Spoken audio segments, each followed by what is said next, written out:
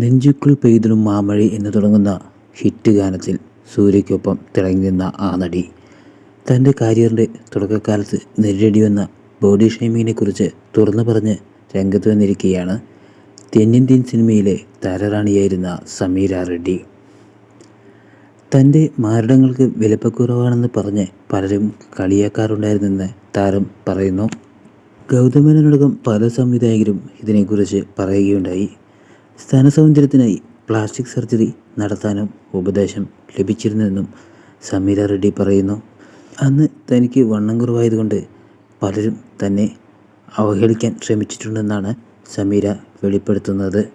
മാരടത്തിന് വലിപ്പമില്ലെന്ന് പറഞ്ഞ് തന്നെ അപമാനിച്ചു. ചിലർ സർജറി ചെയ്യാനും ആവശ്യപ്പെട്ടിരുന്നു എന്ന് സമീര തുറന്നു പറയുന്നു. സർജറി ചെയ്യാൻ താൻ ഒരുങ്ങിയതാണ് എന്നും താരം തുറന്നു പറയുകയാണ്. എനിക്ക് എപ്പോഴും മാരടത്തിൽ പാഡ് ഉപയോഗിക്കേണ്ടി വന്നു.